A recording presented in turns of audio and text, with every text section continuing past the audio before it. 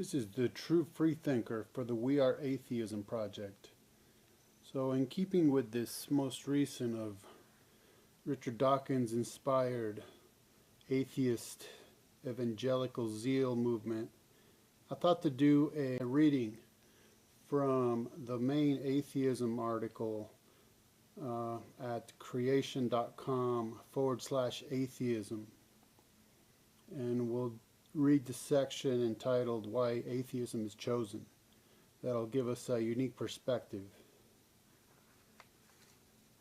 There may be as many reasons that people choose atheism as there are individuals who make that choice. These range from philosophy or science to emotion or rebellion and various combinations of such factors. Prominent Argentinian hyperrealism artist Helmut Diest retells part of his upbringing. Until my 20s, I was an atheist. Although I felt the spiritual world, I used atheism as a reaction to a very difficult childhood. My mother died when I was 8 years old. Although my father was concerned with giving us a comfortable childhood, it was sad. Joe Orso, writing on the origin of belief, interviewed atheist Ira Glass, who said, "I find that I don't seem to have a choice over whether or not I believe in God. I simply find that I do not. Either you have faith or you don't. Either you believe or you don't." So Orso states, "I was once talking with a Chinese friend. She asked whether I believed in God. I told her I did. I returned the question and she said no. I asked her why not. Her father, she explained, had told her there was no God when she was a child. She hadn't really thought about it much since then." Note carefully the words of Thomas Nagel, who has a bachelor's in philosophy from Oxford and a PhD from Harvard. He's the professor of philosophy and law, university professor, and Fiorella LaGuardia Professor of Law. He specializes in political philosophy, ethics, epistemology, and philosophy of mind. He's a fellow of the American Academy of Arts and Sciences and a fellow of the British Academy. And he has held fellowships from the Guggenheim Foundation, the National Science Foundation, and the National Endowment for the Humanities. I want atheism to be true, and I am made uneasy by the fact that some of the most intelligent and well-informed people I know are religious believers.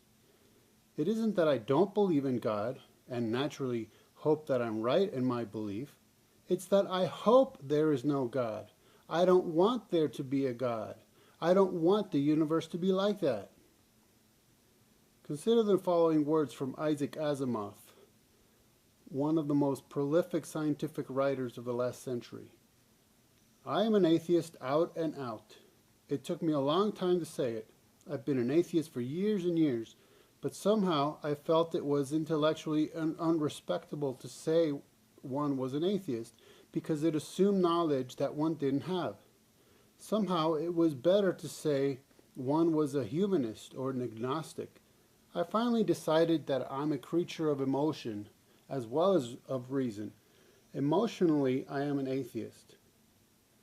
I don't have the evidence to prove God doesn't exist, but I so strongly suspect he doesn't that I don't want to waste my time." Gary Wolfe, contributing editor to Wired magazine, includes himself in the following description: "We lax agnostics, we non-committal non-believers, we vague deists who would be embarrassed to defend antique absurdities like the virgin birth or the notion that Mary rose to heaven without dying or any other blatant myth." He wrote, "At dinner parties or over drinks, I ask people to declare themselves. 'Who here's an atheist?' I ask. Usually the first response is silence, accompanied by glances all around in hopes that somebody else will speak first. Then, after a moment, somebody does. Almost always a man, almost always with a defiant smile and a tone of enthusiasm. He says happily, 'I am.' But It is the next comment that is telling. Somebody turns to him and says, "You would be." Why? Because you enjoy, let us say, irritating people. Well, that's true. This type of conversation takes place not in central Ohio, where I was born, or in Utah, where I was a teenager, but on the West Coast among technical and scientific people, possibly the social group that is least likely among all Americans to be religious. Thus, we find various motivating factors which lead to atheism and have absolutely nothing to do with science or intellect. Paul Vitz, professor of psychology at the New York University, made a fascinating study of the lives of some of the most influential atheists. In his book, Faith of the Fatherless, The Psychology of Atheism, he concluded that these persons rejected God because they rejected their own fathers. This was due to their poor relationships with their fathers, or due to their father's absence, or due to their rebellion against their fathers. Along this line of research, it would be interesting to consider the effect that the death of friends and family has had on the rejection of God. From Charles Darwin to Ted Turner, the death of friends and family has played a part. Gary Wolfe noted, "Contrary to myth, Darwin did not become an atheist because of evolution. Instead, his growing resistance to Christianity came from his moral criticism of 19th century doctrine, compounded by the tragedy of his daughter's death." The Associated Press reported on an interview with Ted Turner published in the New Yorker. CNN founder Ted Turner was suicidal after the breakup of his marriage to Jane Fonda and his loss of control of Turner Broadcasting. His marriage to Fonda broke up partly because of her decision to become a practicing Christian. Turner is a strident non-believer, having lost his faith after his sister, Mary Jane, died of a painful disease called systemic lupus erythematosus. "I was taught that God was love and God was powerful," Turner said, "and I couldn't understand how someone so innocent could be made to, or allowed to suffer so." He told the New Yorker his father was often drunk, beat him, and sent him to military school, and committed suicide when Turner was 24 years of age. Tony Snow was the White House press secretary in 2006-2007 and was a Christian. Died of cancer in July 2008.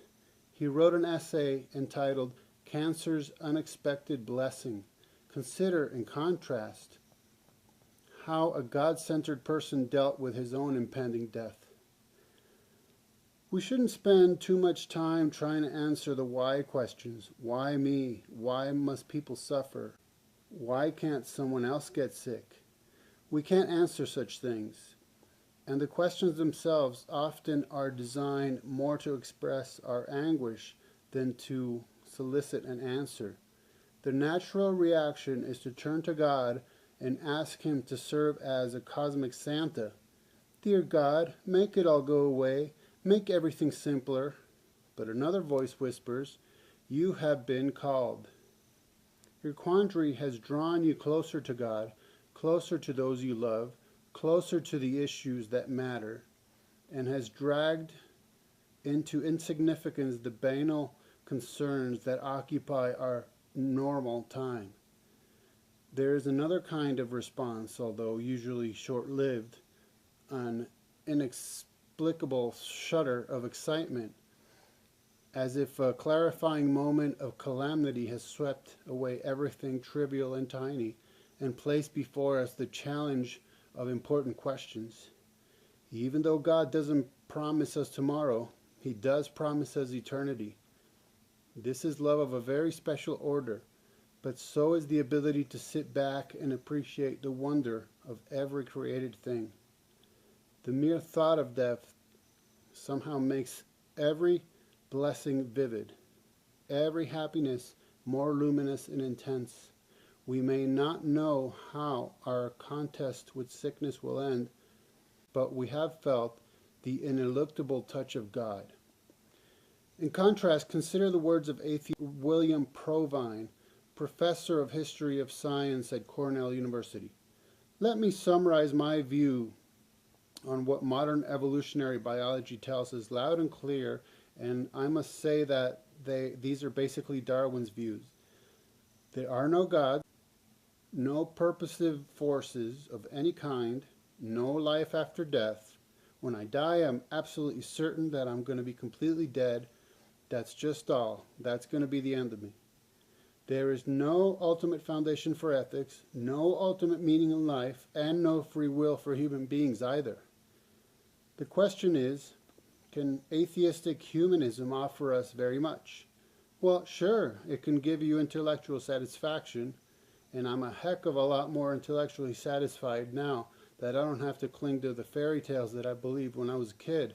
So life may have no ultimate meaning, but I sure think it can have lots of proximate meaning. With regards to his own cancer, a brain tumor, Provine has stated that he would shoot himself in the head if his brain tumor returned. Apparently, one less bioorganism is irrelevant in an absolutely materialistic world. So that's the end of the reading, but I thought that another statement should be added from the cosmologist Lawrence Krauss, who states, I personally wouldn't call myself an atheist because I don't presume to claim there's no God. If anything, I declare myself an anti-theist because I say with absolute certainty there is no God. But what I would say is I'd much rather prefer to live in a universe without one. We also have the case of John Loftus, and I kid you not, he says this, he lays it out in his book. He claims that after having been a Christian and into apologetics and everything, which gives him some kind of credibility or argument from authority, he says he wanted to commit adultery. God considers adultery to be a sin. God did not stop him from committing adultery. So he committed adultery. Therefore, God doesn't exist. This is really and actually his argument against God's existence. And then you have Louis Walpert, who basically just lays it out this way. When he was a teenager, he couldn't find his cricket bat, and he prayed to God that God would help him find his cricket bat. Well, he didn't find his cricket bat, therefore God doesn't exist. I kid you not, these are real-life arguments from atheists. That's it. I don't like getting kneed in the groin. That's it. I don't like getting kneed in the groin.